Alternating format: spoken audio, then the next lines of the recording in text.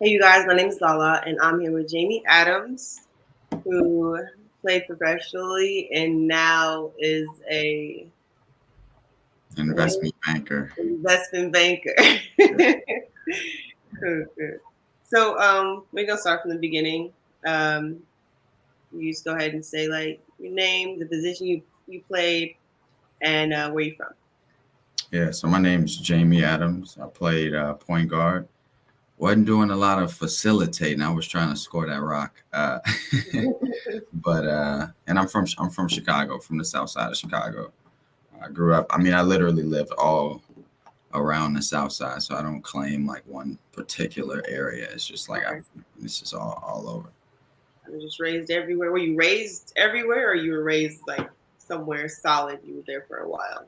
I mean, like we lived on 90, 92nd and Langley. We lived on 104th and Wabash. We lived on 79th and Ingleside. We lived on 54th and Michigan, 47th and Calumet. I mean, it was just like everywhere. Stayed in the Burg. Okay. So yeah, it was everywhere. What about how many siblings do you have? So I grew up with four siblings, but I have a total of nine. So I got Oh, nine siblings total, but I grew up with four. nice. How many brothers and sisters? I have six sisters, three brothers. Jesus. I know. It's a lot. But So, my mom and my dad weren't ever really together. So like yeah. my dad has been married for probably 20 years, maybe. And my mom is, been doing her thing too. So they were never really together. When were you first introduced to basketball, and when did you first start to take it seriously? I mean, I was introduced pretty early. Like my oldest brother, Jerome Randall, I mean, he was like a superhero. So I got introduced. I mean, as early as I could walk, like I was playing basketball because he was. So Mhm. we were just me and my brothers. We were introduced, super early. So I would probably say 5, 6 years old, maybe earlier than that. Dang, that's real young. Yeah, What's the age difference between you and your big brother? 5 years. Okay, so he was pretty young, and he was Yeah, up there. He knew yeah, what he was doing yeah. while he was. He's doing this thing. Yeah. Yeah, that's what's up. Okay, what about high school? Play high school basketball. How'd that go for you? Um, High school ball. I mean, it went pretty well. Like in eighth grade, I was known in Chicago because of my brother. So, like, I mean, he was top five in the state. Mm, Ranked in the country. He was that dude, and yeah. I mean, he won the AAU national championship. So he was legit, and I mean, still is legit to this day. But like, it Is was he still early for playing? me. Yeah, I was known. Say that again. Is he still playing? Yeah, so this is his last year. He's retiring after this year, but he's in Africa. He wanted to go and basically just choosing countries that he wanted to visit. So Mm-hmm. he chose Africa as his last place he wanted to play, and but he's played everywhere.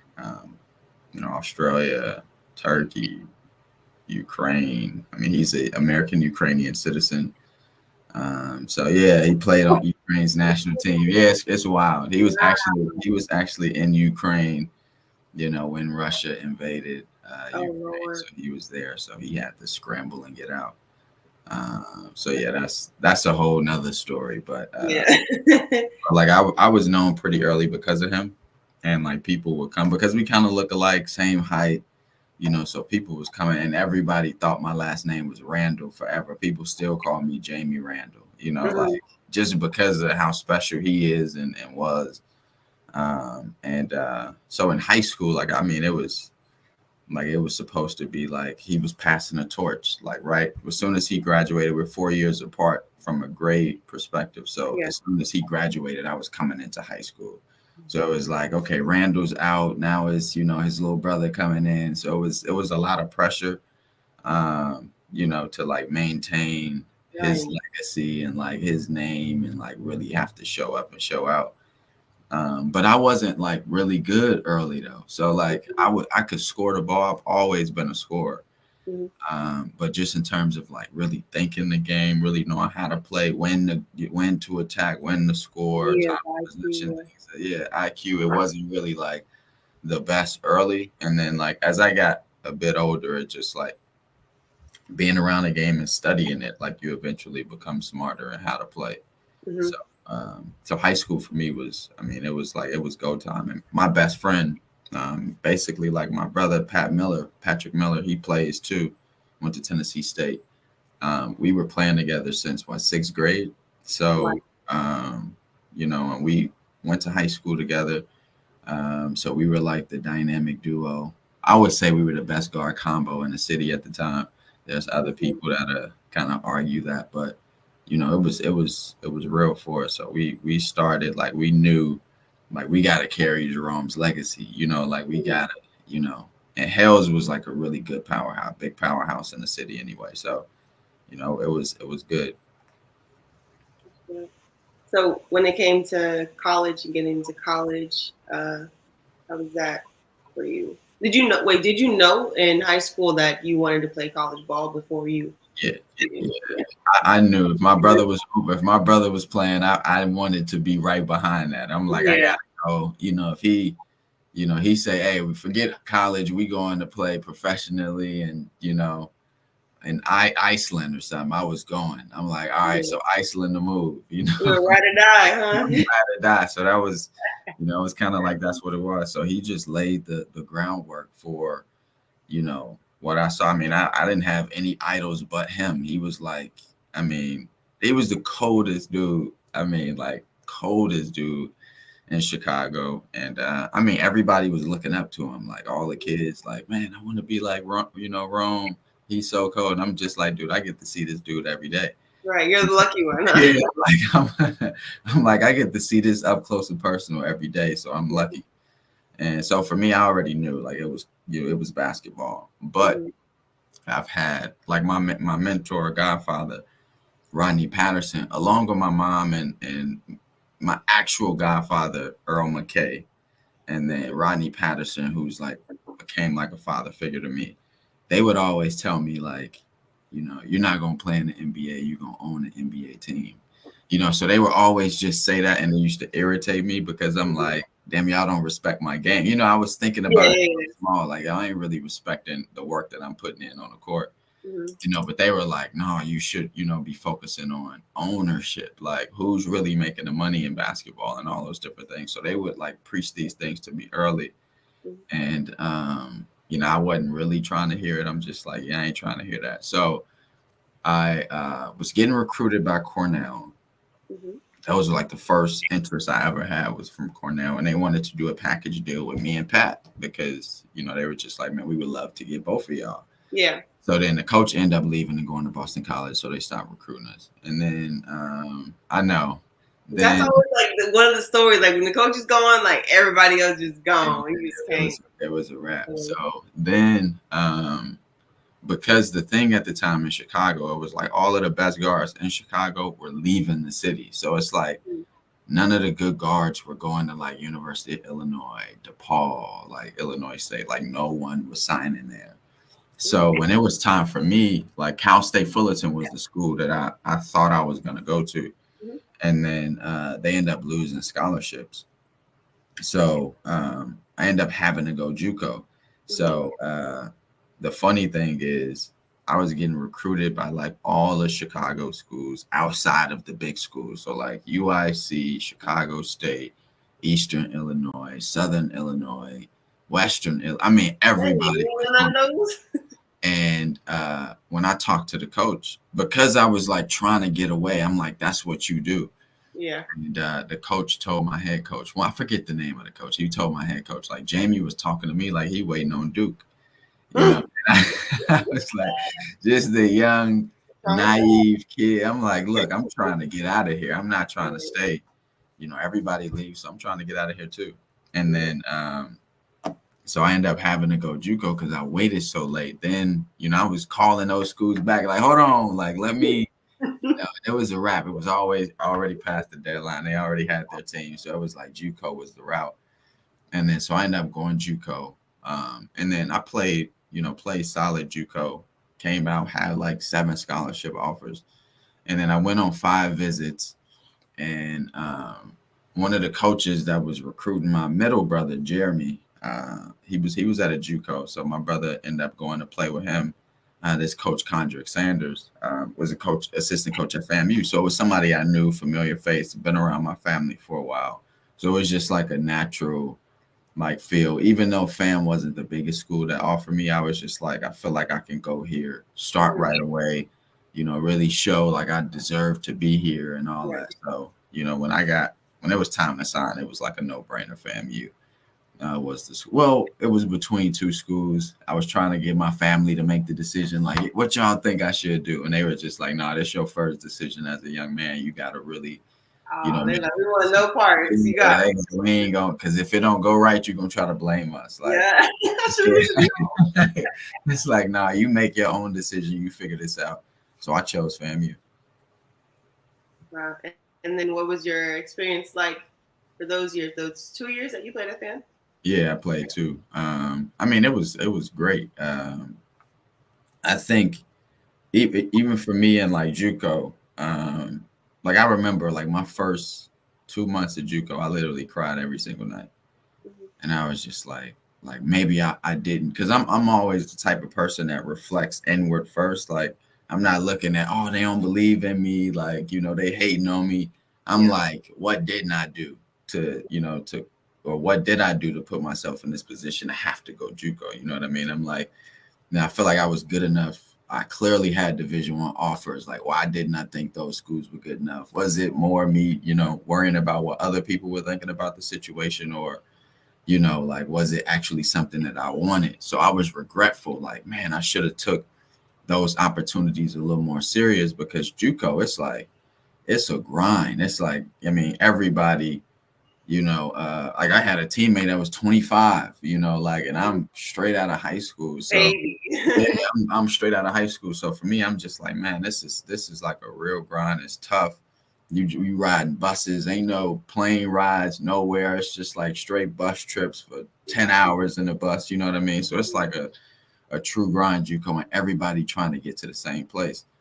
So I found comfortability in like that grind, because it's like it reminded me of like where I grew up. Like, man, this is like I've seen way tougher stuff, then like I'm not gonna let this break me. So I would pay my roommates in JuCo with like half money. Like, yo, I got some, fam. They say flex bucks. I'm like, look, I got some calf, swipes. Yeah. Y'all come rebound for me every single night. Y'all can have my car. So, like literally, I had 2 dudes on the track team, Mhm. and they literally rebounded for me every night. So I had to make Trying to eat. 300. I think it was like 300 shots at the time, and then it went up to like 500. I had to make 250 threes, 250 mid ranges, Mm. and then I had to make, like, I want to say it was like 25 free throws in a row, and the last 10 had to be all net or we started over. So it was just like, yeah. So I was, You couldn't pay me enough. You I'm like, I was super dedicated, and then it got to the point where like the work that I was putting in was so infectious that my teammates started coming, because it was just me and the track dudes in there, and just like regular students, they opened the gym up for people. So then it was like people like just coming to watch me put in work, like, you know what I mean. And then my teammates eventually start coming, and mm. then like at JuCo, I wasn't starting when I first got there. Like I was coming off the bench. They already had like a senior guard. So it was like a sophomore guard, been there last year, played well. He was all conference. And so I was coming off the bench, and I'm like, damn, like I had D1 offers. Now I'm at a JuCo coming off the bench, and it was just like, it was super humbling. So I was like, all right, I ain't going to complain about it. I'm going to just master my role. So like at that time, I was just strictly a defender. I'm like, I'm going to just lock people up. So I was like the first 10 games of the season, I think I was like top 10 in the country in steals. And I Wow. was just picking people. I'm like, every single game, I got to at least get 2 steals at half court on the point guard. I'm like, I don't care what it is, I'm getting these 2 steals. Mhm. So like I was doing that. And then it eventually just became like infectious. I'm like, I'm gonna just start locking people up. Mhm. And then I never forget, it was a game before Christmas. So it was a tournament before Christmas, and then he got hurt at halftime. So the point guard that was in front of me Oh, the high got school hurt, movie. I already know this right? video. I'm like, this is my moment. So the coach looked at me and he was just like, I never forget this coach Dustin Piper. He looked at me. He was just like, it's your time now. Like you've been waiting on this. Like it's your time. Yeah. So I never forget those stats. I had 19 points, 8 rebounds, 5 assists, 4 steals. Mm, But we lost the game. mhm. So I was like, damn, but I put my stats was crazy. We were playing against big dude that was going to Texas Tech. It was like a huge game. They were ranked in the country. We were undefeated at the time. They were undefeated, but they were like top 20 in the country. And we ended up losing by like 2 points. But I was killing the game. So then we ended up losing. So that tournament, then we had one more game right before Christmas. Mhm. And this was the work. This was my first game actually starting, right? So he started that game and got hurt, and then I finished the game. So then this was my first game starting, Yeah. uh, and it was the worst game I ever played in my life. Like, had 5 turnovers, and first half 5 turnovers, was 0 for like 5 from the field. I was too anxious, and we were losing by 25 at half. And Mm. the coach came to me because you playing bad, you thinking like he finna take me out. Cool, I'm gonna just watch the team get their ass whooped. I'm on the bench.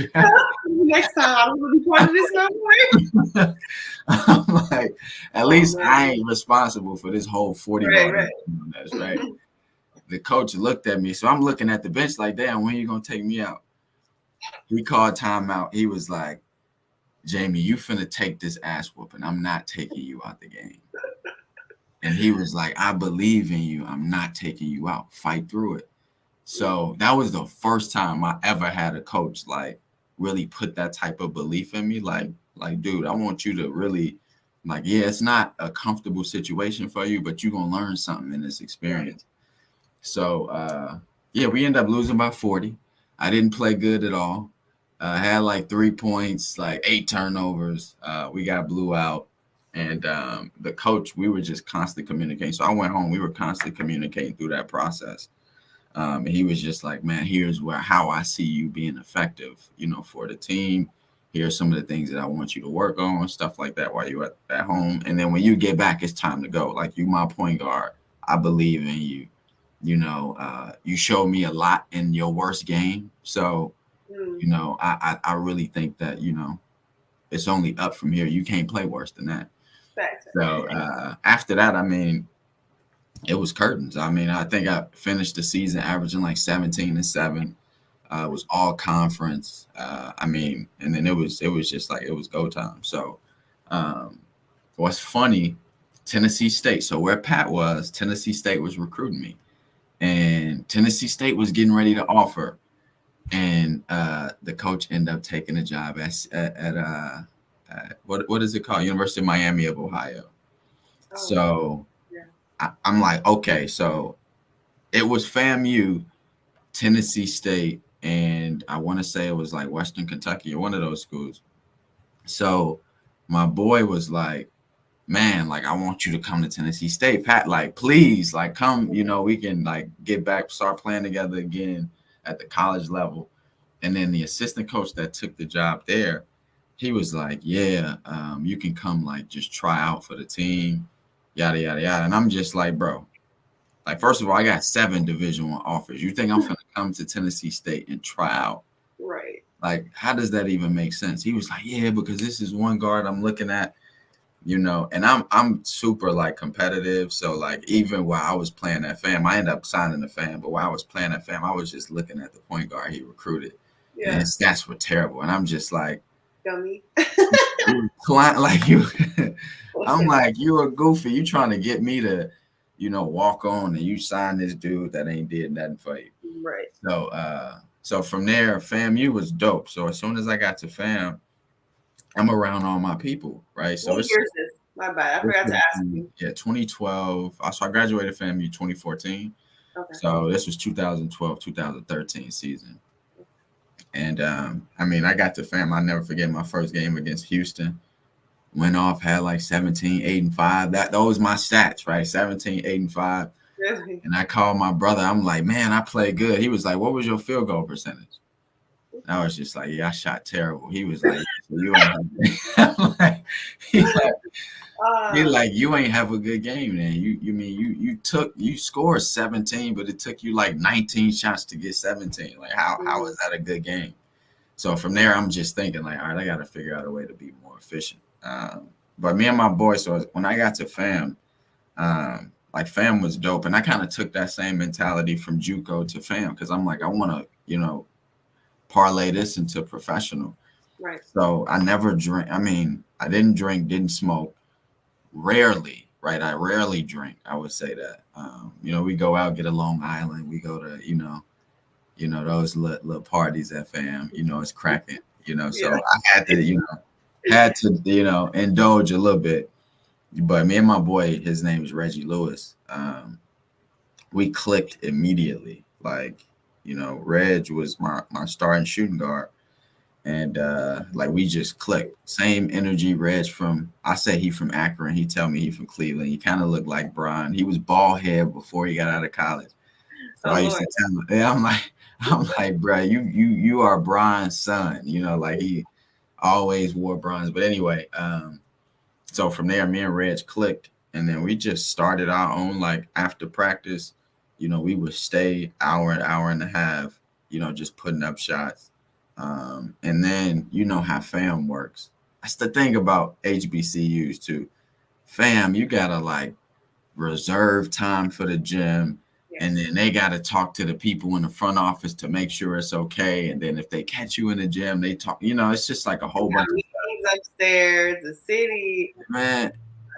For those It's of you like, that don't know watching, I forgot to say this, but for the viewers, little disclaimer. I went to FAM too, and I got there in 2014. You graduated in 2014. yeah. So just little disclaimers when because we're like you're like FAM. They're like, oh, how did you know? But Yeah, yeah, yeah, no.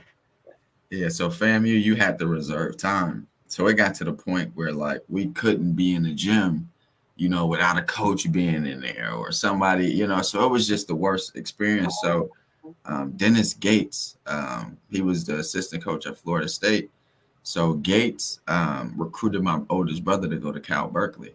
So he was like the head recruiter to recruit my brother to go there. So Gates, when I that's kind of one of the reasons why signed to FAM too, because Gates was like, you go to FAM, I got you. Like mm, you need gym time, you need film study, you need like whatever you need, you family. So I'm gonna take care of you. So and Gates he's always been like a big brother, still to this day. He's head coach at University of Missouri now. But Gates was looking out. So it got to the point where we couldn't get in the gym at all for FAMU. So Gates was like, look, whenever you need to get in the gym, call me. You can get in Florida State. So me and Reg was going to Florida State to get up shots, yeah. and like, yeah. So then Gates introduced me to another big brother of mine, Adrian Crawford at Mhm. FAMU in Tallahassee. Well, Adrian isn't at FAM. He went to Florida State, played pro. He's a pastor in Tallahassee, but he has his own gym and own like organization called. It was Game Speed at the time, but now it's like it's a non-for-profit organization that I'm on the board of. It's called Yeah. Equal Shot. Yeah, it's called Equal Shot, and they kind of target the low income areas, just giving kids the opportunity to, play sports and understand like there's, something bigger. The hook is basketball, but the Yeah. ultimate goal is success. So that's kind of like what the organization is about. And it's just like showing these young people that there are men that look like you that are in areas of not just sports related, like there's, places that you can go and people that you can meet and see and become anything that you want to become. So then Adrian was just like, look, if you need to get in the gym, I got a whole, his house, literally his house, he had a whole full court basketball with weights and all that. So he was just like, yeah, in Tallahassee. So I wish I would have met you because I would have introduced you. Like, look, you can get full VIP access to this gym, right?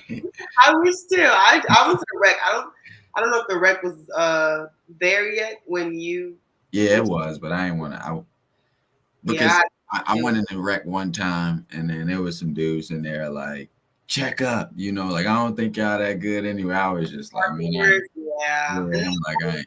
but we just that's what we had to do. So that's what Yeah, I we was just like, no. So I guess I was kind of lucky because I was going to Florida State, and then I had my own gym that I was going. Yes. Yeah, definitely blessed. So Mhm. Adrian was looking out. Then he started training me. Then I just got on the strength and conditioning tip. I met my wife at FAM, so she was, Oh, yeah. So she was the head of, like, she was like the top person at the rec. So I actually met her in the rec center wow. because it was like during homecoming time, Okay. where it was like a comedy show in our gym, so we couldn't practice there, so we had to go to the rec to practice. And then I saw her walking up the stairs, and I'm coming down, and I look back like, dang. I'm like, I'm like, hold on. I know she's not in here by herself. So I ran right up the stairs and what up? Like, take my it's like, so but yeah, and then funny, I've never worked on my legs. Like I was one of those dudes that went in the gym did straight chest, like dumbbells, and left the gym, right? That's most dudes. Like most Yeah. dudes don't like doing squats and like leg extensions and all that. So she Yeah. actually introduced me to like the power of like actually working on my legs and like my core and how important that is for basketball in general. Because I stayed hurt. Mm. Uh, yeah, I stayed injured at FAM. Like I was always injuring something, ankle, knee, back. I was just like I'm every single game I'm hurting something. Lord. So me and Reg, we just like bonded over like the both the love for basketball, but also from a religion perspective. Like Reg was going to church, he introduced me to his church, and then we start going to church together. And then that brought our relationship like way closer to it, just like translated right on the court. So like, Mm. he was the Very first person. interesting. Yeah, he was just like the first person I was looking for. If it's a double team, where you at? Yeah. So and Reg was a flat out sniper. So, my first year at FAM, I think I averaged like 14 and 14 points, 3 assists.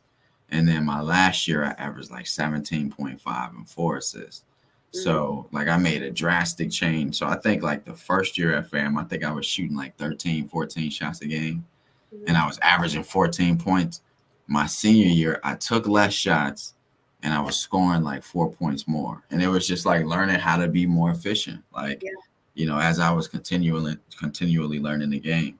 So like from FAM, then making a transition to like pro ball was super. I think like every experience I've had has always been like this grind. Like I always got to start out and show people like, yo, I belong, Yeah. in this area. So yeah, You always kind of just play with a chip on your shoulder, yeah, yeah, huh? You have real big shoes to fill. yeah. Because my brother was, I mean, he is still, but like was at that time, like, I mean, he was Pac-10 Player of the Year. Like Mhm. He's in a Pac-10 Hall of Fame. He's all-time leading scorer at Cal. He's all-time three-point percentage, field goal percentage, three-pointers made, free throws made. I mean, he's that dude. So it was like I was always having to like, man, and then those conversations, I never forget like my senior year at FAM. I went through a stretch where I was like scoring like 12, 13 points for like 5 games straight. But Mhm. we were winning. And, I was like, man, I've been playing good, like playing a good floor game. My brother was like, bro, that SHIT ain't gonna get you no. It's like he like you gotta go. He like you gotta go put on. You gotta find a way to still shine but win games. Like you can't be settling for 12 points and thinking that's cool if you want to play professionally. Mhm. Now, if you want to be, I don't know what you want to do, but that ain't gonna cut it. And then Mhm. Pat called me. I think it was like my fifth game scoring like 13 points, and Pat called me like, bro, what are you doing? Oh man. He like this our last year. Like what are you doing? Yeah. So, from there I just had to like, kind of take it up. Like, all right, I gotta get back in my bag. So yeah. And how did you get linked with the overseas playing professionally? So I signed with my brother's agent, with the agency he was with, and then he ended up leaving them, and it was Inter Performances. So I signed with them. I was with this guy Ronald Shade, who I mean I'm still cool with to this day. And then Shade had got an offer for me in Ukraine. So the Ukraine was going to be my first offer, and then it was like 85,000 Ukraine, but it was a war in Ukraine at that time, and he was just like, my conscience can't let you sign this deal. You know, he was like, our people that's over there in that region told us like this is not a safe area for you to go. So he Mhm. was like, if I won't visit there, then I will never send one of my players. So he was like, and I was just like, no, let's take that 85. I need that. Go ahead. I'm like, I'm You like, want to die? I'm like, I'm like, let's go get that money. But he's like, no, I can't do that. So if I'm not gonna visit, I would never let you, go there. So then there was more of a waiting period. So from there, it was like stuff kept coming in. It was like super low level. And then I was just like, man, like I didn't, like I felt like I was averaging 17 and a half points a game, 4 assists. I was like third team All American on like, I think it was like NABC third team All American.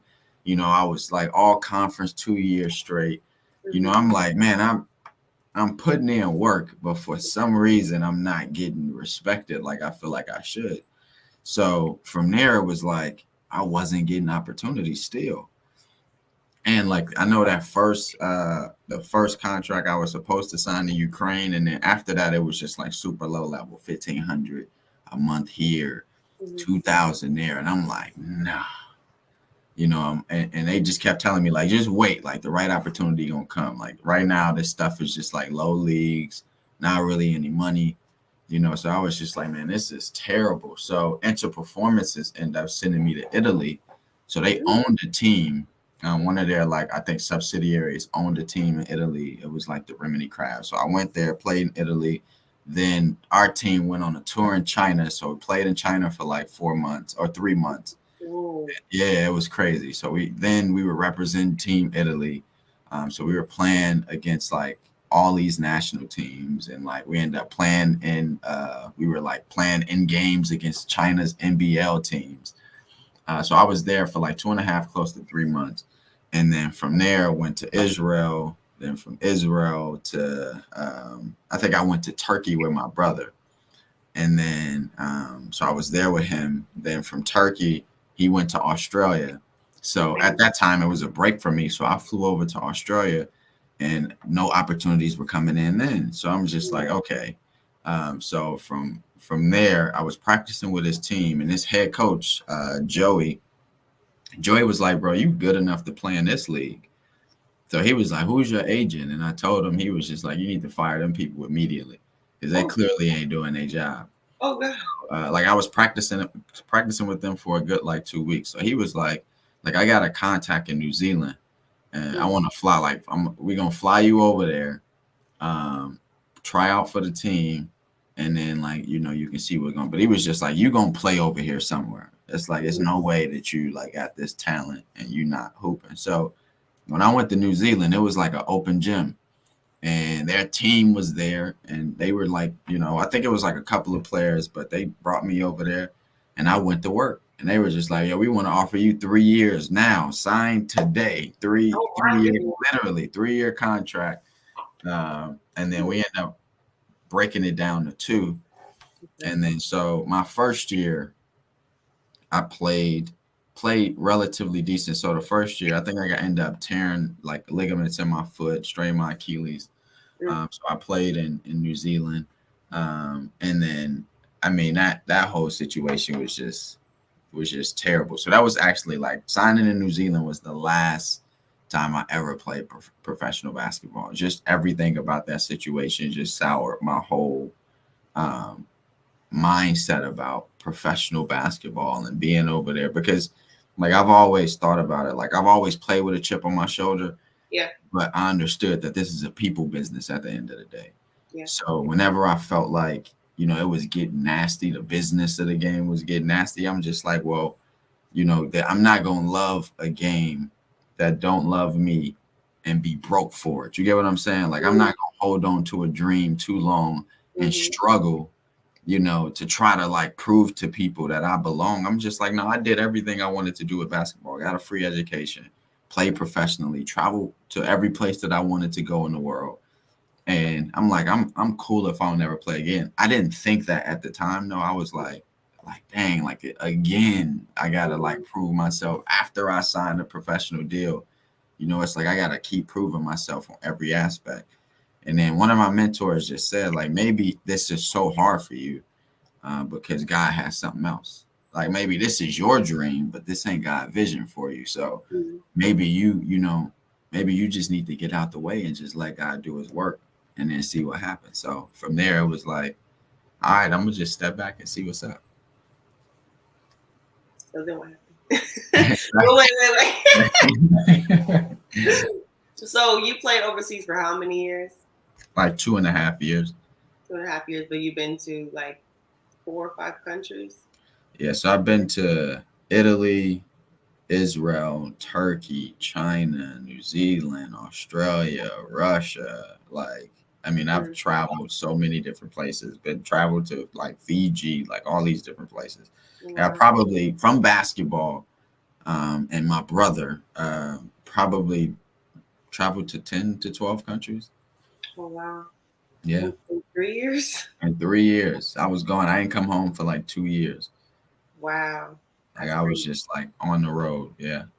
That's a blessing though. That's a blessing. Yeah, it is.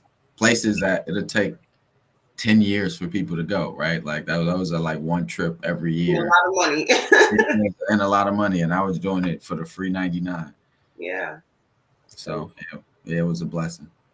okay. So after you realize, I'm gonna take a step back and watch God work, what was it that you found after playing professionally? So it was tough. So after college, then I went to Florida with my wife. So she was still in school and she was working. So I ended up going down to Florida with her.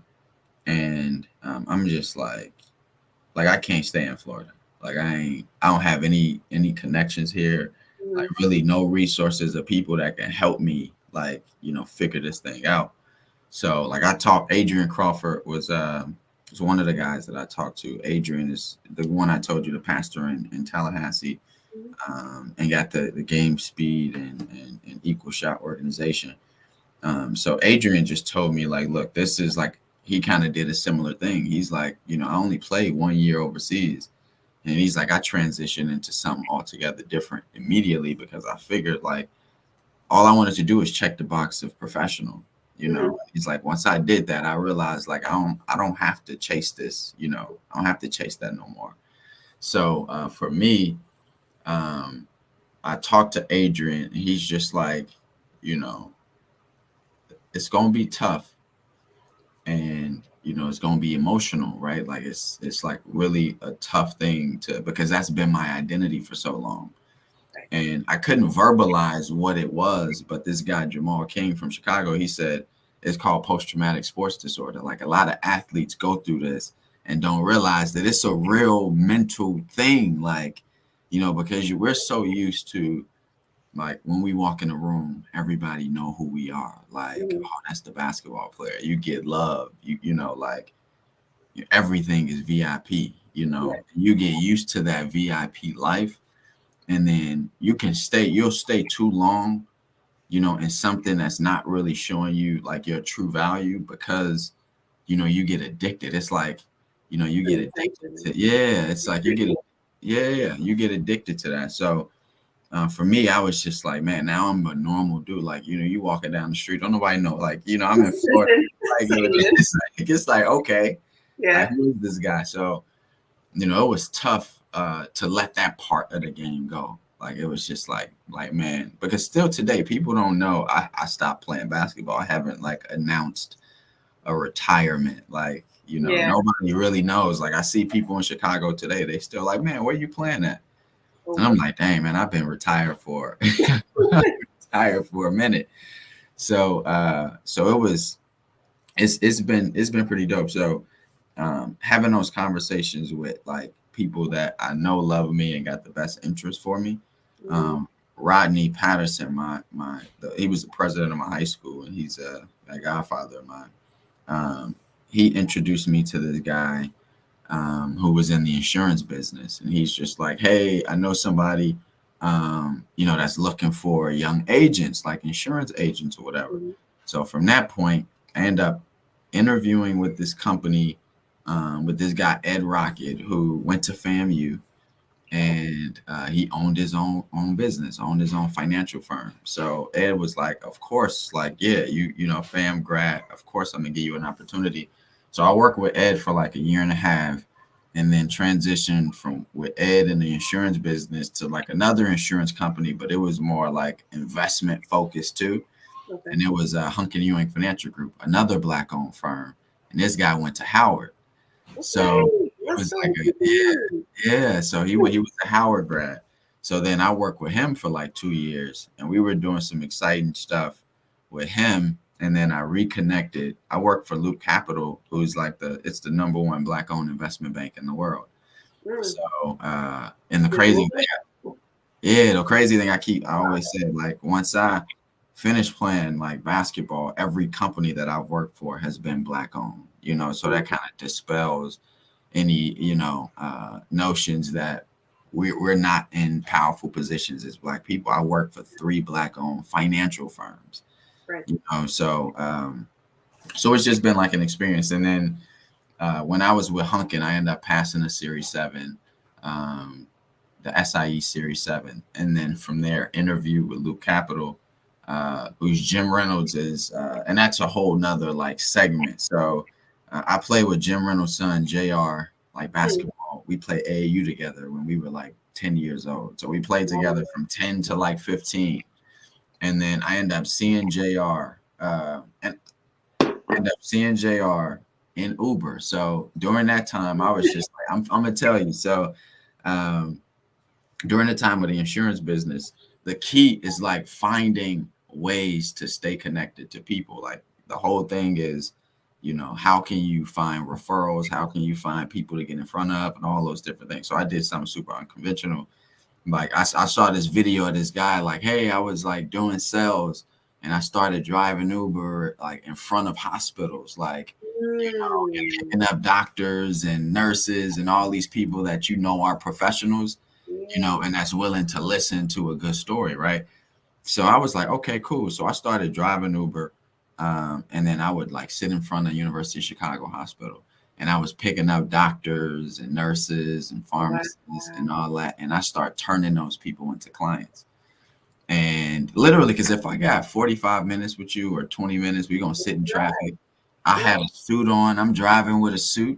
So they're looking like, hold on, this dude driving Uber, wearing a suit, Yeah. like, and I'm like, I'm heading downtown to my office, whatever, and they were just like, what do you do? I'm like, I'm in the insurance business. I teach, I'm in the insurance business. I teach, people how to protect the assets that they have. And then they're like, oh, I'm like, what do you do?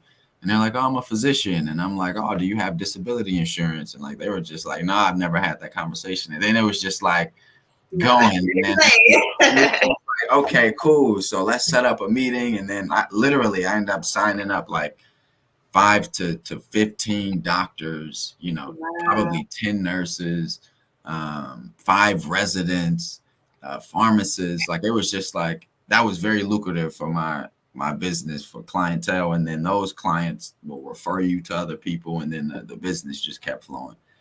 So one day Life I'm hack. I'm driving downtown and I got a ride.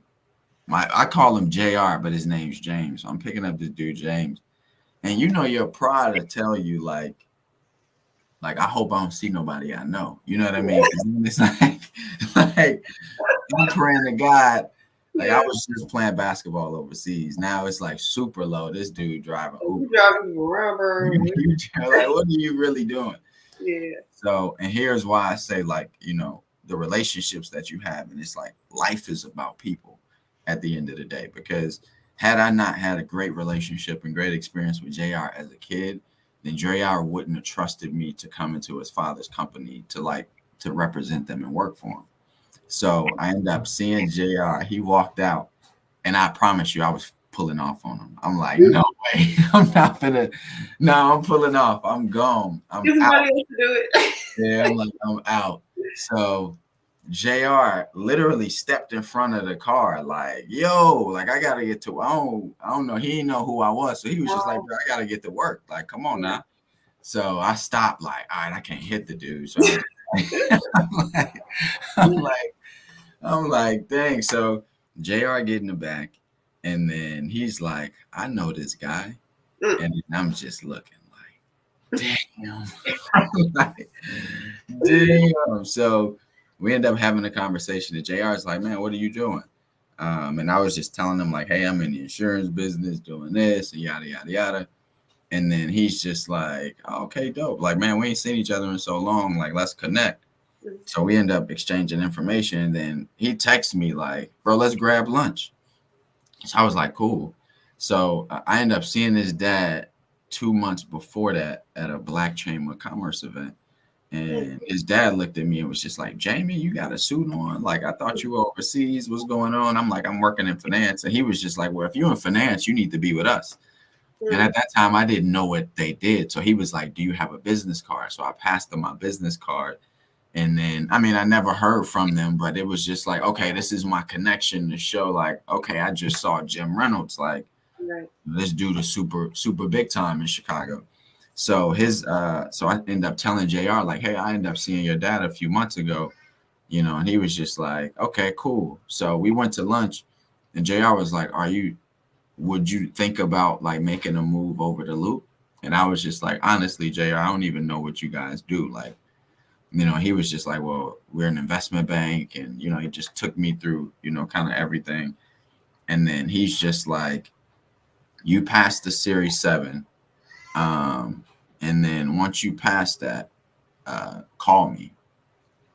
And I was just like, all right, bet. So I'm still in the insurance business, driving, still trying to get my clients. And I end up passing the Series 7. And I end up seeing Jim, his dad, Jim Reynolds, the CEO of the bank I work for. I end up seeing him at this gym called East Bank Club. And literally within a week, I end up seeing him 4 times. During the time I'm studying for the Series 7. So he was like, man, JR told me he saw you. Like, all right, when are you taking the test? And I was just like, yeah, I'm going to take the test. I think I'm going to take it at this time. And then he's just like, look, I think you should take a class and then take the test. The class costs like $1,100. And then I'm just like, bro, I ain't got $1,100 to just like waste like that. I'm cool in the insurance business. I'm doing good. I'm straight. I ain't finna spend $1,100. And then my wife was like, no, you finna spend this $1,100 and take she like, you finna take this class. Like, I'm tired of you being gone all day, driving and then working and doing all these different things. So she's like, no, you're gonna sit down, take the test, and then pass this thing. So literally it was like January 24th. I'll never forget the day I passed that Series 7. And I called them. I called them that day. They didn't pick up. And then Jim ended up calling that night. And my daughter picked up the phone. And she was just on the phone, like, just like, yeah, she was like 1 year old at the time. And he was just like, hello, hello, hello. And then she walked in, ran in the room and like handed me the phone. And then we started talking and he was just like, hey, you passed the hardest exam in the industry. We want to interview you. So from that point, I was just telling them how much I was inspired by him, because when we were kids, like AAU, Jim, they had a box at the United Center. So they would take us to Bulls games, Harlem Globetrotter, like whatever, Black games. We were doing, things that most kids don't get the experience. And then my boy Ahmad, another person on that team, his dad owned movie theaters. So we would rent out the whole movie theater, going to Bulls games. So I was getting this experience, and we knew that they had money. Like, I'm like, I know these guys are successful, but I don't know. Like, no one knew exactly what they did. So from there, I interviewed with Luke, got the opportunity. and like the rest has been history. I've been with them for about 3 years now. Yeah. Wow. And your anniversary's coming up, January 24th. You got 2 days. Yeah. And that's my daughter's birthday, which is crazy too. So Really? yes. So, Mom's birthday. yeah, yeah. So that's So, a but good day, it seems like. yeah, it's a really good day. And I always say, I had aspirations of making it to the NBA, playing Mhm. professionally for a long time, and potentially like going into coaching or something like that. That was the vision that I had for myself.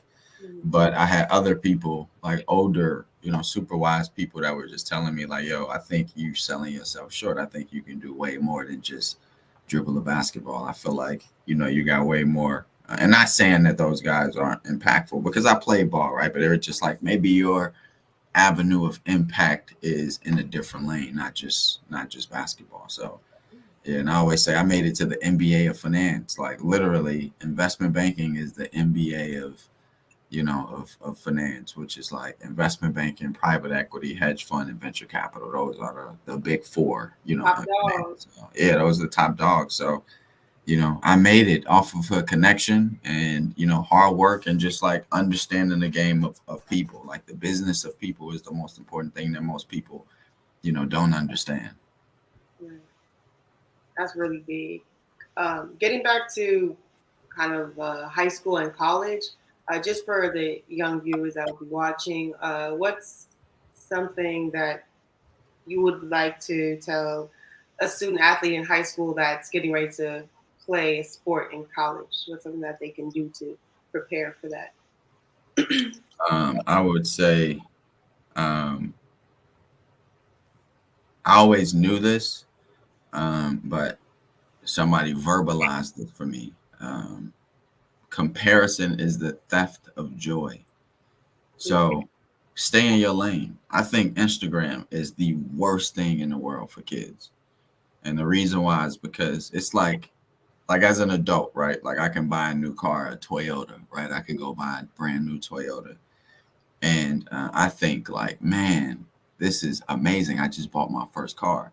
And then you see somebody that you grew up with on Instagram driving a Bentley Mm, and you looking at your Toyota like man, this ain't good enough. You get what I'm saying? Like yeah. so you start comparing, your trajectory of success, your timing of success, where you are to what other people's doing. And I think this is why it's been such a huge rise in mental health is because we are so used to comparing ourselves and just looking at other people's highlights.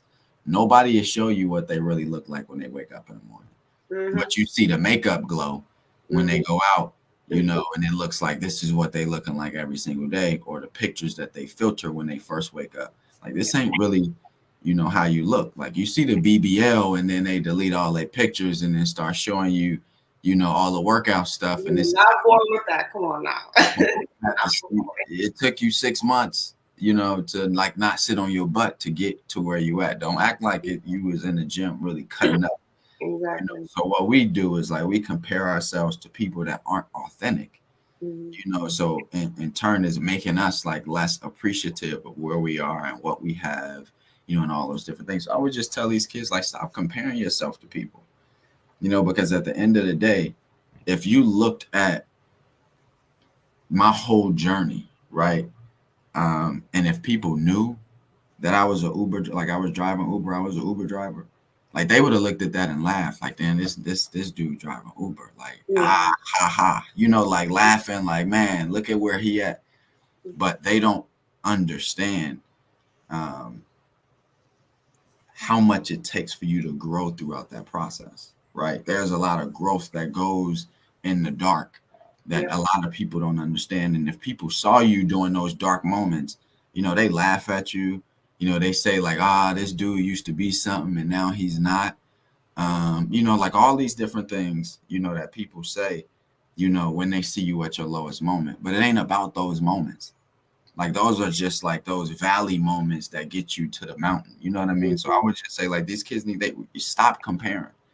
Just completely forget about what other people are doing, and how fast they're getting there and like how good is looking to you on Instagram, and just really focus on like where do you want to be? What are some of the goals that you have for yourself? and then just get in that gym in those moments that, and don't post, oh, I'm in the gym working. Don't post Mhm. it. Mhm. Just go in there and work. And I guarantee you that the work that you put in is going to pay off, and it's like, and another thing, don't allow basketball to break you Mhm. financially, spiritually, all those different. Don't allow mentally. Don't allow the game to break you because people aren't respecting or appreciating the value that you feel like you have. Mhm. Because at the end of the day, you're only as valuable, to what the market says you are, right? So you can think you're the best player in the world, but if they're not willing to pay you, and that you're forcing you to go take $1,000 a month, $500 a month. If they're forcing you to take that, Mhm. you can go work at McDonald's and make more than that. That's true. So it's like, what does success really look like? Facts. What is the definition of success? So that's my. I mean, I got like 1,000 other things to say around that, but it's just like, I just really want the young people to understand like there's more than sports, and when you're in it, full throttle, go 100%. Work as hard as you can, put in extra work. Don't compare yourself to people, but compare competitively, right? Like, don't compare to the point where it's just like, man, how is he here and I'm not? Like, no, you compare yourself where it's just like, man, he's really, his three ball is crazy. Let me get in the gym and go work on my three ball. Those are the healthy comparisons that you need. Yeah. Not, man, I feel like I should be at this school, but I'm not. And then you're not going to appreciate where you are and really embrace, the work that you need to put in. So, I would say stop comparing work, don't record your work all the time. Don't plaster it on the gram because it don't matter at the end of the day. As long as the end result is what you need it to be, it don't matter if people know you in the gym. I don't care about that. Nobody needs to know. Everybody don't need to know you in the gym working on your jump shot or your abs or whatever. Who Yeah. cares? So yeah, I would just say that, and then be flexible, be willing to deviate from plan A, and have that backup plan because at the end of the day, basketball is not gonna, you know, uh, the basketball ain't gonna bounce forever, Mm. and when you retire, which is like I want to say what 30 for most people in basketball, 30 years Yeah. old. When you retire, what's the next step going to be? Don't wait until basketball forces you out to then start planning for the next phase of your life because then it's too late. Behind you, so behind. 10 Then years. you behind, and now it's like all of the connections that you did have. Everybody wants what's hot. So if you're a hot athlete, you got 1,000 opportunities and 1,000 businesses and companies that you can partner with that you can go to when you're hot. When Mm. you're not, it's a young, it's somebody way 5 years younger than you that has the clout now. So now you on the back burner and you could have made a transition before you got to the point where you were forced out. Yeah. What Oh, about like look at Calvin Johnson. You look at Andrew Luck. Look at all these guys that people say, man, they retired too soon, but they transition into something that they can do way longer than actually physically playing the game. mm. And it's like that's when like you operate mentally where you need to be. Is like when you able to not just like force a vision. Sometimes you got to force your way in, but don't force it to the point where now it's affecting your ability to earn and provide. You don't want to force nothing in. So that'll be my advice. Like, put in the work, stop comparing, you know, um, don't record your work all the time, and be flexible and willing to deviate from plan A, and plan early. Don't plan when it's too late. Yeah, that's big.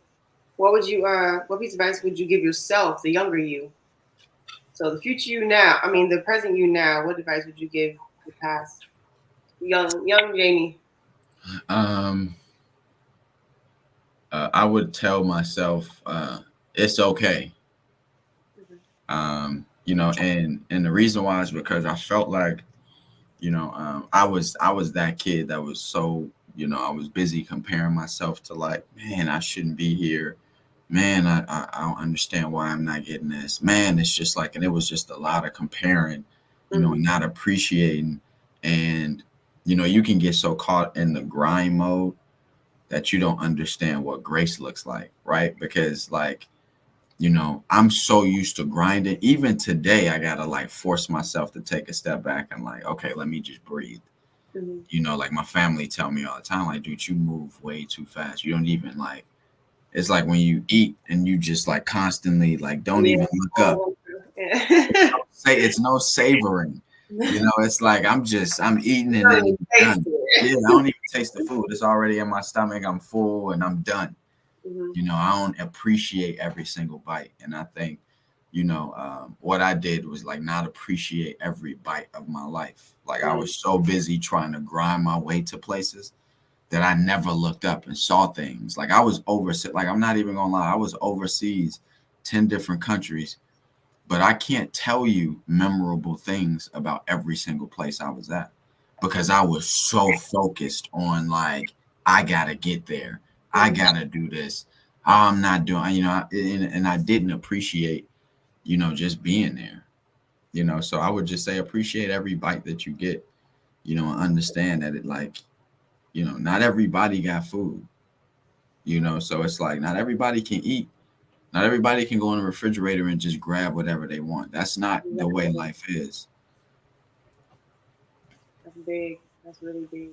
And you, especially, you're different from every other athlete. Really different from other athletes that I will interview and that I know because with them, they're either playing basketball now or they played basketball and they're like, that's the thing to do. Basketball got me here and I'm so blessed, which it is a blessing. But you're saying, you're more than an athlete, which is so true. Everybody's more than an athlete. And that's why when you go to college, you're a student athlete, and a lot of kids don't understand the term student athlete until the grades are bad and they can't play anymore because they're no longer eligible.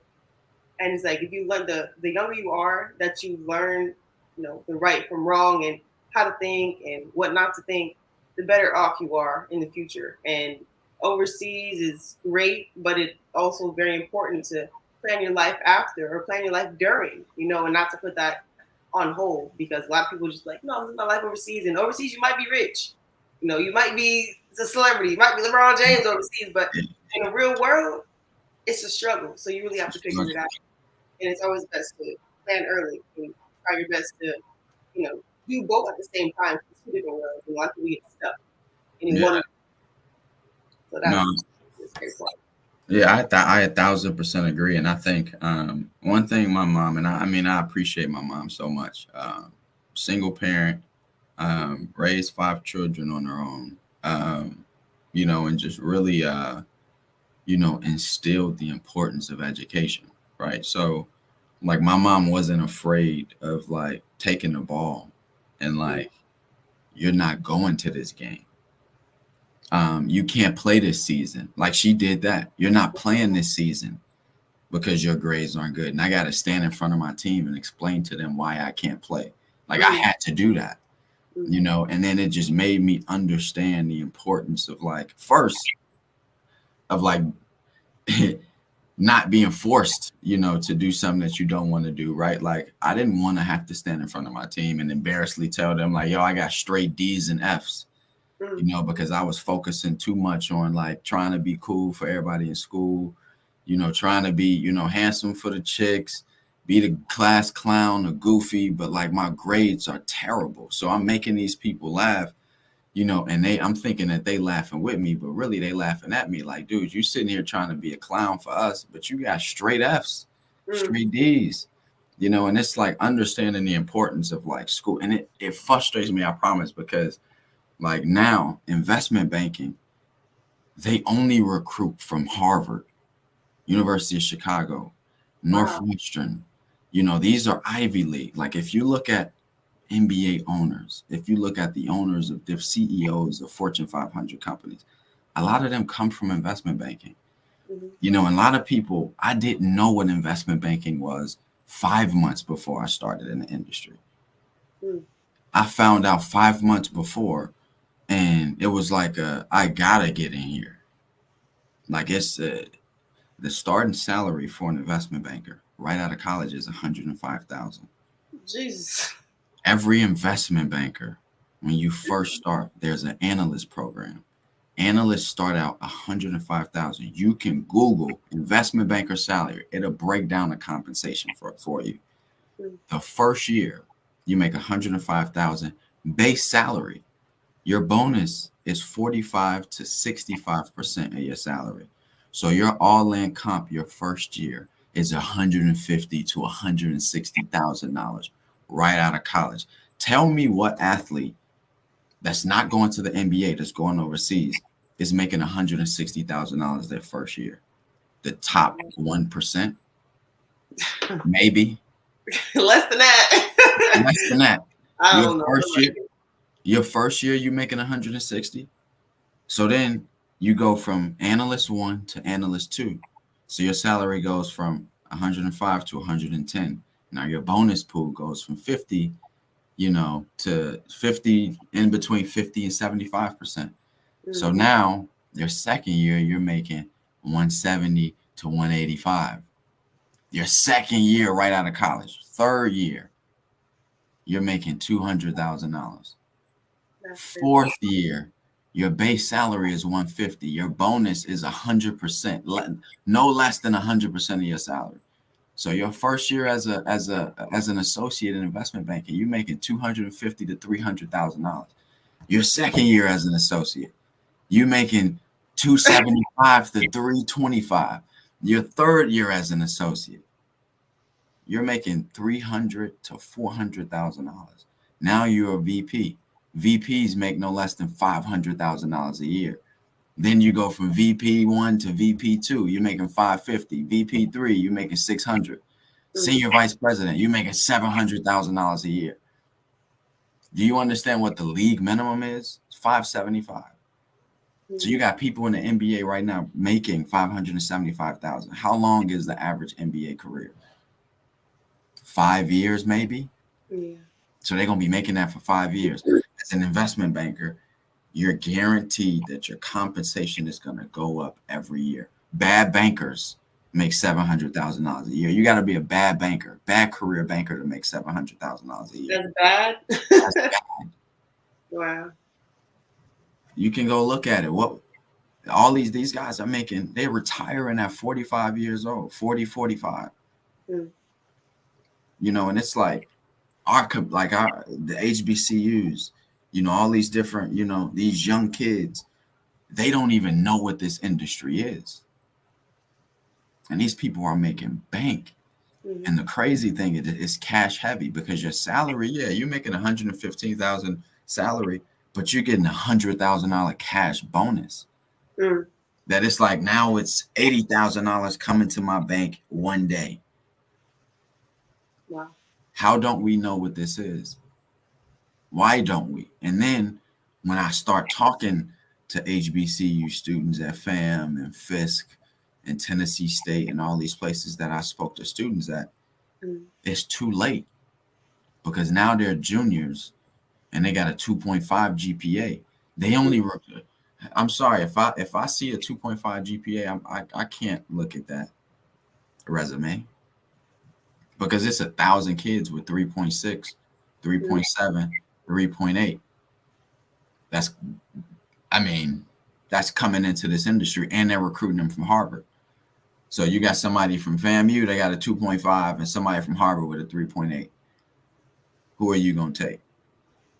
The Harvard. The highest person. So it's like understanding the importance of like education, like be more than an athlete, be more than just like running up and down a football field, dribbling the basketball. Like be more than that, because at the end of the day, that's only going to take you so far. And there's one thing I know: every company in the world wants a student athlete, wants a college athlete, but they want the right college athlete, not just anyone. They want the college athlete that's able to be extremely successful on the field or on the court, that's also successful in the classroom. Not the one that's great on the court, but they slack in the classroom, because then it's like you can't multitask. You can't work on more than one thing at a time. Mm-hmm. And then if you do, if I give you two assignments, clearly one's gonna fail. And then the other one that you really focus on to care about is the one that's gonna do well. And I guess this other one, we just gonna have to lose business here because it wasn't interesting to you. School ain't interesting to nobody. Exactly. But you do it, and I'm competitive. I'm the type of person that if you put something in front of me and I don't like it, I'm gonna figure out a way to master it or try to be the best at it. When I graduated from FAMU, I had a degree in agricultural business and a minor in economics. Mm-hmm. When I graduated from my program, I was the number one student. I got a 3.5 GPA from FAMU. I was the number one student in my program, magna cum laude. And Big. I was the guy, as athletes, I'm gonna just be real. Most athletes, you looking at other people in the classroom, the nerds in the class, like test time, you trying to Mm-hmm. like, yo, wait, like, bruh, wait, don't leave yet. I know you finished, but like, what's question 7? Yeah. It got to the point my senior year at FAM, where I was the nerd that people was looking at, but I'm the athlete too. Mm-hmm. So I'm the guy that people are like, yo, pass your test. Mm-hmm. Like, man, Jamie, what's the answer to this? I was that guy for my contemporaries, which was cool. Like, I'm cool with being the nerd and the cool dude because I'm bringing them both together. I'm cool with reading books and like understanding what's happening in the market and like not having to go buy the brand new J's. I'm just cool because I'm cool because I'm the athlete that just so happen to be smart. Mm-hmm. It's like, and it ain't that I didn't have something like super special. It was just like my mom told me early, like, dude, if without education, I won't allow you to play a sport. So either you figure it out, which one's more important. If basketball is this important to you, then show me by your grades. Exactly. And then from there, it was just like straight A, literally straight A's. I graduated high school, National Honor Society, 3.8 GPA, graduating high school. Was number 3 in my class. Wow. Then at FAM, 3.5 was the number one person in my program. It's like because I'm that competitive. A true competitor ain't just a competitor on the field. You're a competitor in life. So it's like whatever you get put in front of you, no matter if you know how to do it or not, you're gonna find a way because you're that competitive. Exactly.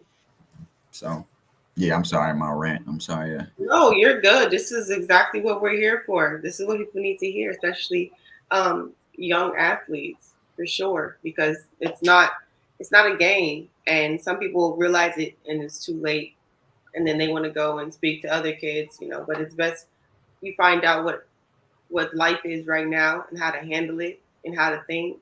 Then you got it. But some people just they're not giving this advice or these life hacks. You just dropped a whole bunch of gems for a lot of people, and a lot of people will be blessed to just hear what you have to say and to watch this because there's a lot of keys to life that you just said that take it to the top just by your mentality, you know.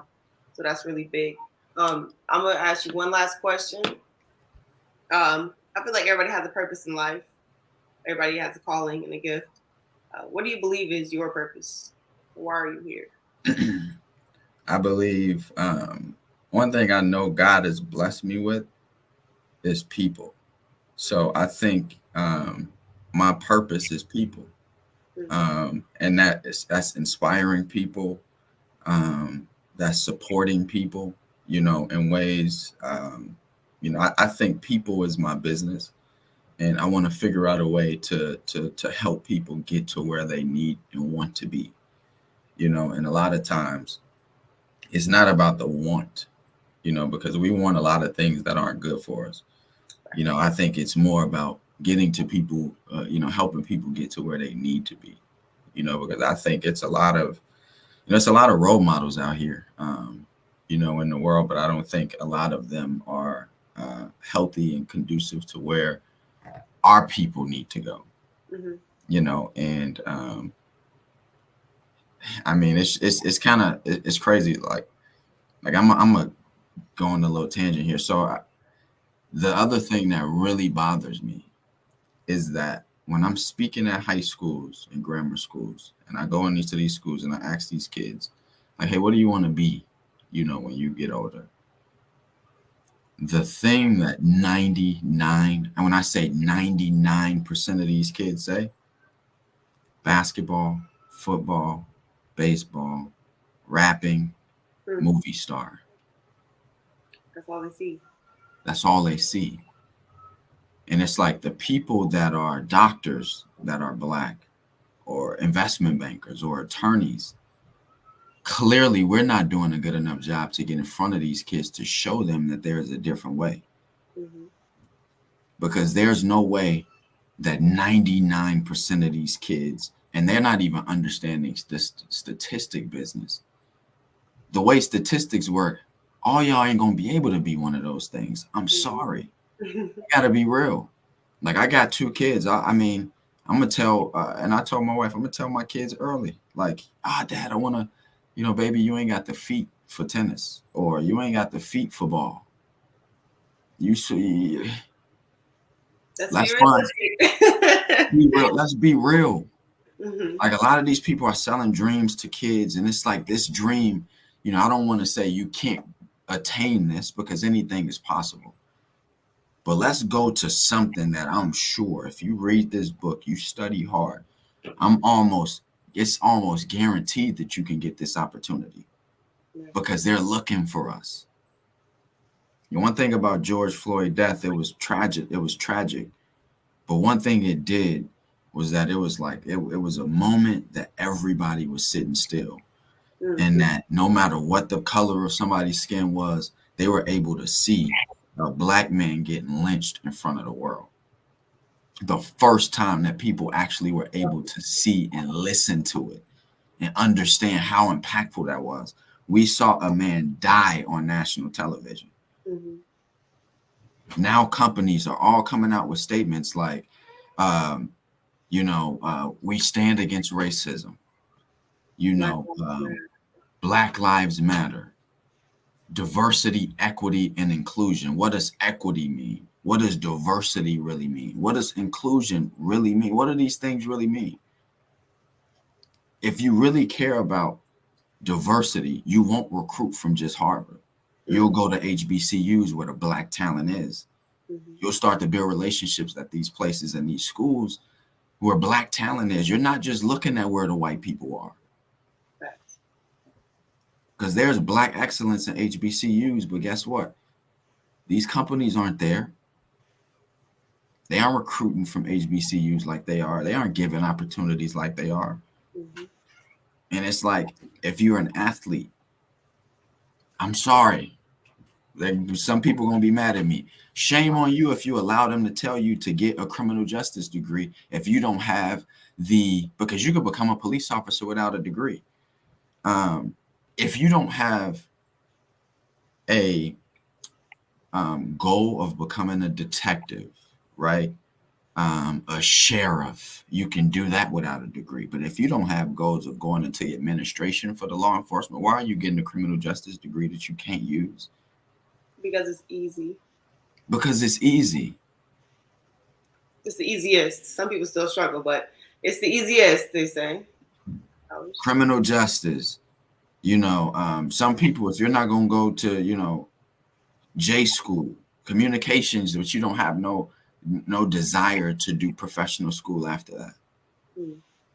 Social work, sociology, psychology, but you don't want to become a psychologist. You don't want to go get a master's degree or a PhD. If you don't have, why would you go into areas that are super saturated? Mm. Because if you look at these, like, just go to a college graduation. Hmm. Look at the Majority criminal of justice. students. I mean, it's like, oh my God, we're gonna be here for 50 minutes. Yeah. This section alone, 50 minutes.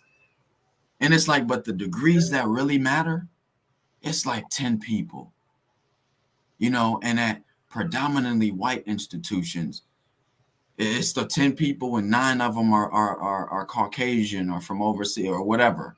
They Hmm. aren't of any color. Hmm. And it's like, why are we choosing the easy way and complain about not getting the opportunities? Like what? Like how does that make sense? So if you want to force your way into an industry, come qualified, Mm-hmm. and then say I'm qualified, because it's people that are qualified that don't get opportunities. So that's a whole nother thing. Mm-hmm. But it's another thing when you're not qualified and you're complaining about not getting opportunities. It's like if you were a business owner, would you hire you? Can you be that for yourself? Would you hire you if you was a business owner? Would you trust you based off of your resume? Would you give you an opportunity? Right. 9 out of 10 times the answer would be no. That's a scary part about it. That's so scary. And I just realized that because I've been to a lot of college graduations, and the majority of people are the easiest, the easiest major. Not a lot of people push themselves. But then when you hear that a black man is studying to be a pharmacist or a chemist, or he's taking chemistry, he's taking bioengineering, you're like, dang, you're Yeah, surprised. yeah, Black people are used to taking the easy route. Like we made it to college, that was the biggest thing. But yeah, graduating college, okay, maybe I'll graduate, but let me choose the easiest thing. Let me not challenge myself because I don't really know what I want to do in my future. I know some people just, especially the athletes, like I just want to play ball. I just want to go yeah. overseas. Okay, and then what? And they didn't think that far. So that's really like an eye opener. And people don't. I don't want to say people, but we're kind of trained unconsciously, I think, to not really just go with the flow, but just to take the least and not push ourselves because of societal norms and what black people are and what black people do and how far black people can go because we are the minority, but it's not, we really not, especially at HBCU, Yeah. and a lot of people, they don't push themselves. And it starts in high school. It starts in elementary, honestly, having that mentality. If your mom didn't tell you, hey, you're not playing basketball this season because your grades aren't good. She didn't tell you that, then you would have continued to just I want play to ball continue. and would have done whatever. You might have not graduated. But that little sentence right there just it turned your switch on. And that's why you are successful today. Because your mom stayed on you. But not everybody has that person, stayed on them.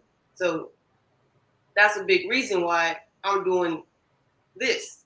Because not everybody has that role model or that parent to stay on them. But if you are exposed to the mental aspects of successful people, then you will unconsciously adapt those thoughts and that mentality as well. So I think this is really good conversation, and what you're doing is really big. It's really impactful, and I think it's great that you going out and actually taking your time to speak to these kids, especially at HBCUs, because we need more guidance.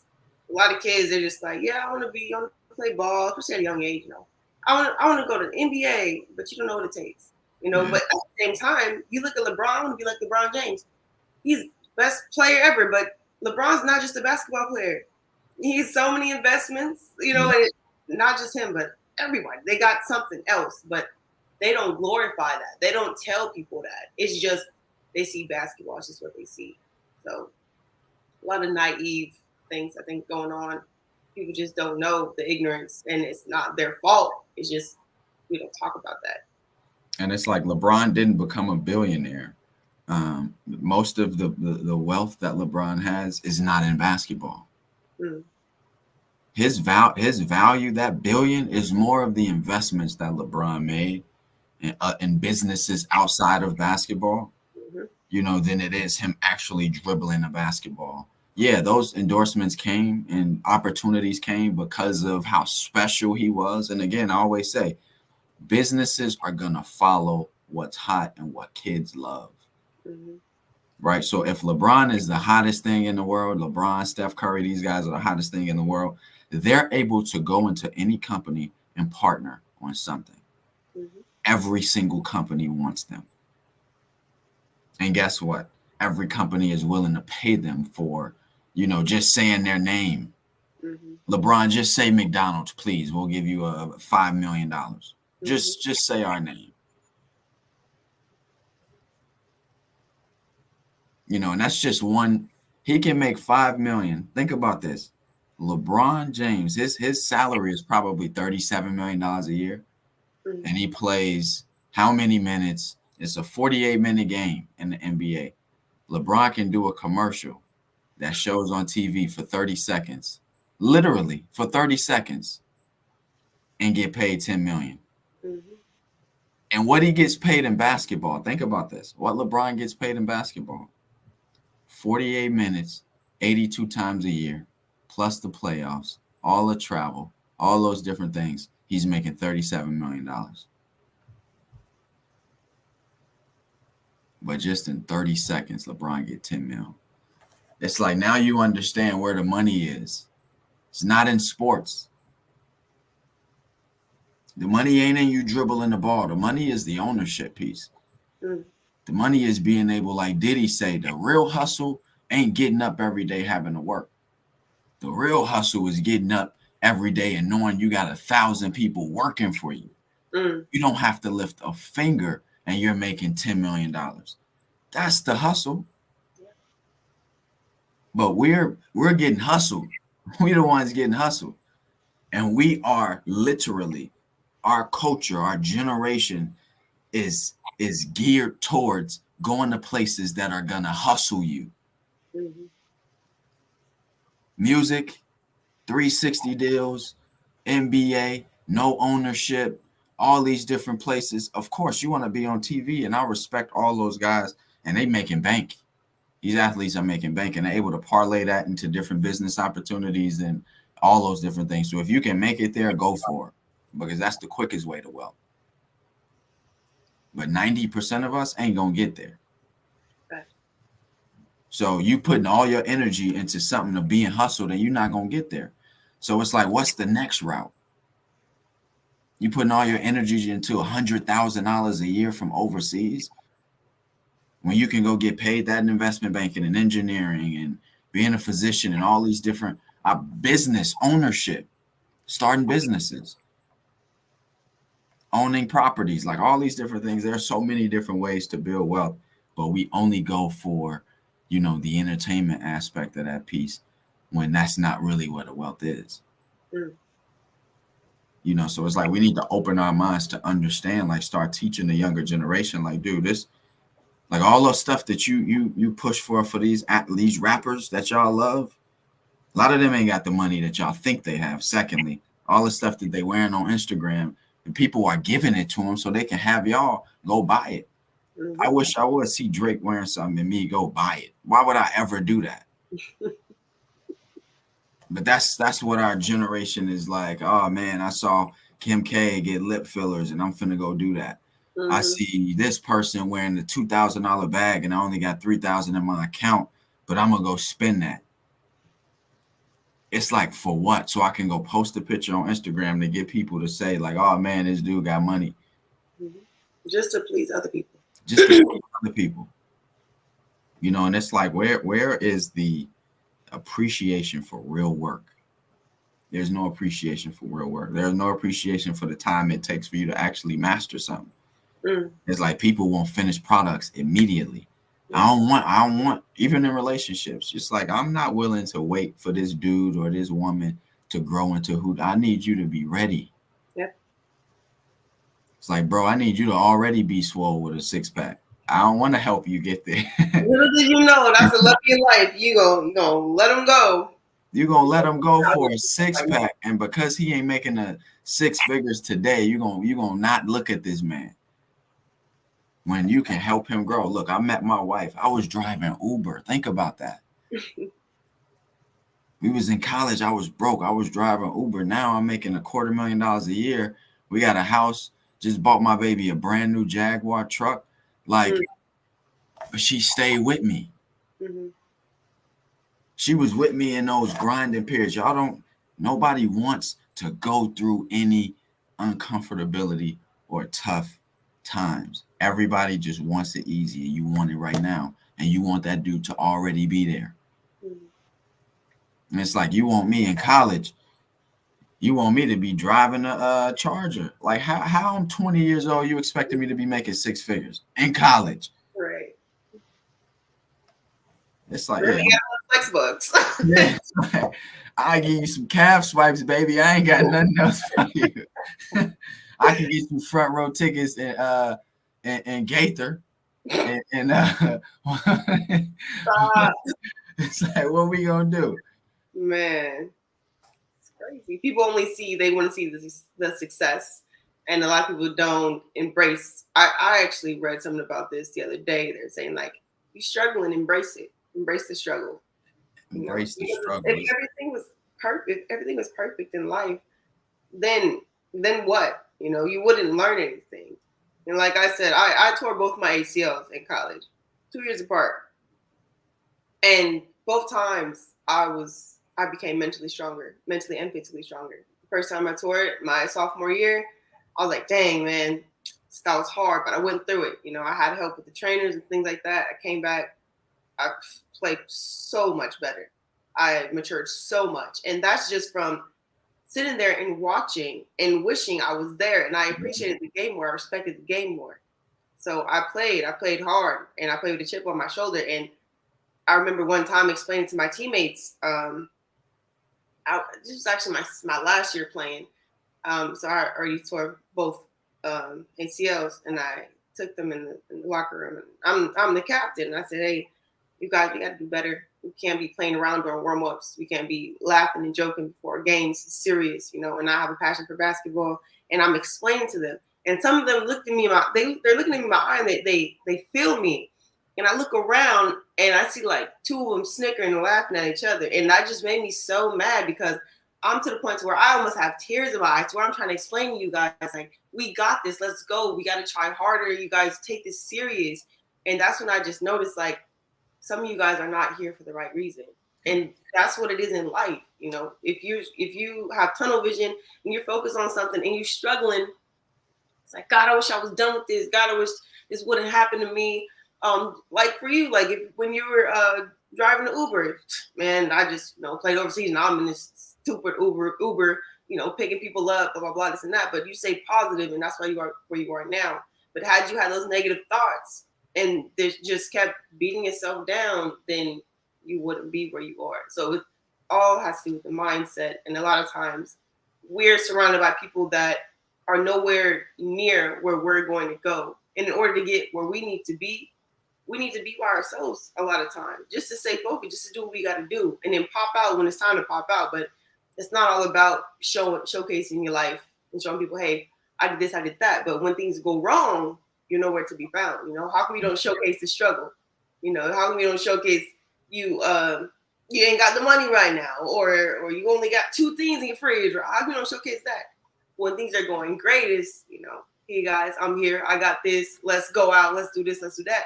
But let's be real, everybody's human, everybody struggles. So embrace the struggle and really just focus in on what's the next step, and don't look too much towards 5 steps ahead. Just take it one day at a time. So that's one big thing that I learned about my life, and it has helped me immensely.